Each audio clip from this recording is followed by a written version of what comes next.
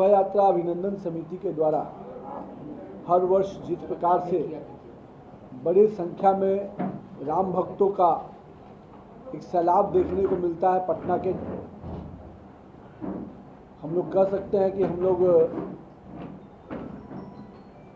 राम चौक या कहें या डाकबंगला चौक के रूप में जिस प्रकार से जन सैलाब देखने को मिलता है, इस बार भी रामनवमी शोभा यात्रा अभिनंदन समिति उसकी पूरी तैयारी शुरू कर दी है और पिछले 1.5 महीने से उसकी तैयारी चल रही थी।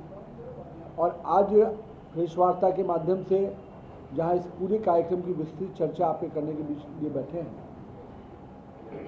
इस वर्ष भी करीब 51 यात्राएं निकल रही हैं पटना के विभिन्न क्षेत्रों से।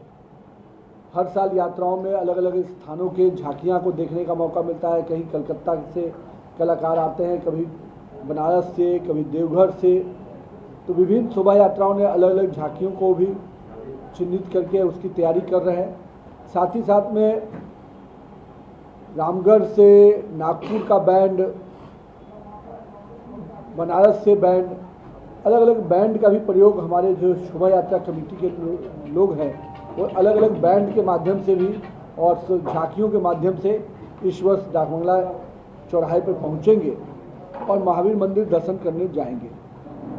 पूरे यात्रा में 51 स्थानों से जो निकल रही है उस सभी जगह पूरे नगर सज्जा का भी काम लिया गया है। करीब 1 लाख छोटे ध्वज, राम ध्वज जिसको महावीर ध्वज कहते हैं, उसके अलावा करीब 5000 बड़े ध्वज जो शहरों के विभिन्न पोल पर लगाए जाएंगे और उसी के साथ साथ करीब और बड़े ध्वज जो पोल पे बांस से लगाए जाते हैं, वैसे 1000 ध्वज अलग से पूरे पटना में लगाए जाएंगे। यानी पूरा पटना भगवामय होगा। और राम जी की जो यात्राएं शोभा यात्रा निकलती है उसमें झांकियों के साथ साथ विभिन्न प्रकार के जो हम लोग डाकबंगला चौराहे पर स्वागत कमेटी जो है उसके द्वारा भी वहाँ पर डाकबंगला को विशेष रोशनी से सजाने का प्रयास है। इसके लिए कलकत्ता के चंदन नगर से जो विशेष लाइट आती है उस लाइट के भी विभिन्न तोरण द्वार बनाए जाएंगे। करीब कितने तोरण द्वार हैं? 20 तोरण द्वार बनाए जा रहे हैं। तो फिर इस वर्ष भी रामनवमी की जो यात्रा है उसमें देखने का मौका मिलेगा। साथ ही साथ 22 तारीख को जो हिंदू नववर्ष शुरू हो रहा है उस दिन पटना के 51 विभिन्न सेवा बस्तियों में पहला महावीर ध्वज लगाया जाएगा और साथ ही साथ उसी दिन राम रथ को रवाना किया जाएगा जो पटना में जागरूकता की दृष्टि से विभिन्न मोहल्लों में घूमेगा। इन सारे कार्यक्रमों के आयोजन में जहां मुख्य आयोजन के एक दिन पूर्व भजन संध्या का जो आयोजन हर साल हम लोग करते हैं उसका भी आयोजन किया जाएगा। उसमें भी कलाकारों को विशेष रूप से लाने की प्रयास किया जा रहा है। और साथ ही साथ जो मुख्य दिन जिस दिन 30 मार्च को जो रामनवमी की यात्राएं निकलने का मुख्य दिन है उस दिन भी सभी यात्राओं के स्वागत के लिए विशेष रूप से राज्य के सभी प्रमुख विशिष्ट जन लोग रहेंगे और उसकी भी निमंत्रण देने का काम शुरू हो गया है। चाहे केंद्रीय मंत्री से लेकर राज्य के मुख्यमंत्री, राज्यपाल, हर साल इस कार्यक्रम में उपस्थिति उनकी रहती है। इस वर्ष भी हम सभी को आमंत्रण और निमंत्रण देने जा रहे हैं। तो पूरा प्रयास है कि पटना का रामनवमी अपने आप में एक अलग स्थान इस देश में बनाए। जिस प्रकार से हम लोगों ने जो सपना देखा था 2010 में जब शुरू किया था, 8 यात्राओं से ये सफ़र शुरू हुआ था और आज 51 यात्राएं निकल रही हैं। साथ ही साथ हम लोग का जो सपना था कि पटना का रामनवमी की धूम पूरे देश में सुनाई पड़े। जिस प्रकार से महाराष्ट्र की गणेश चतुर्थी हम लोग सुनते हैं तो उसी प्रकार से पटना का रामनवमी भी वो स्थान पाए, इसके लिए रामनवमी कमेटी की पूरी टीम लगी रही है। और हम लोगों ने हिंदू नववर्ष के कैलेंडर भी पूरी पूजा कमेटियों, करीब 51,000 कैलेंडर विभिन्न पूजा कमेटियों के माध्यम से आम जनमानस तक पहुंचता है। तो ये पूरा वातावरण राममय बने और पूरे पटना में रामनवमी की धूम नजर आए, लोगों में सांस्कृतिक, और हर लोगों से आग्रह किया जाता है कि अपने अपने घरों में महावीर ध्वज लगाएं। तो वो सारी चीज़ें की तैयारी चल रही है और हमें उम्मीद है कि पटना वासियों को फिर से इस बार रामनवमी के दिन एक विशेष आयोजन देखने को मिलेगा। हम आम जनमानस से भी आग्रह करेंगे कि पटना के डाकबंगला चौराहे पे शाम 6 बजे आइए और आपको इस विभिन्न झांकियों का लुत्फ उठाइए।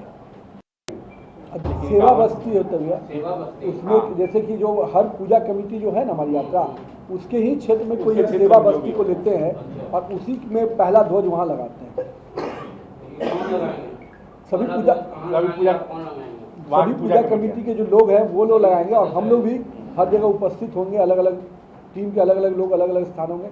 और महावीर ध्वज में हम लोग महावीर मंदिर के पास भी हम लोग पहला ध्वज लगाते हैं कमेटी, सेंट्रल पूजा कमेटी की तरफ से, तो वो भी ध्वज लगेगा और जिस दिन राम रथ रवाना होगा। देखिए हर्षवर्ष, हाँ ये आपने कहा सही कि प्रशासन हर साल सहयोग करता है और प्रशासन को इस बार भी कल हम लोग की मीटिंग है प्रशासन के साथ, प्रशासन के सहयोग रहता है। साथ में हमारे जो करीब 200 से ऊपर वॉलेंटियर पूरे डाकबंगला चौराहे से इनकम टैक्स और एग्जीबिशन रोड चौराहे के बीच में और स्टेशन के बीच में रहते हैं, उन सारे वॉलेंटियर्स का भी सहयोग रहता है। और सबसे बड़ी बात है कि सभी पूजा कमेटी भी अनुशासित तरीके से आती हैं, तो हम लोग को थोड़ी परेशानी कम होती है, लेकिन फिर भी जो सुरक्षा की दृष्टि से प्रशासन को भी पूरा सहयोग दिया जाएगा।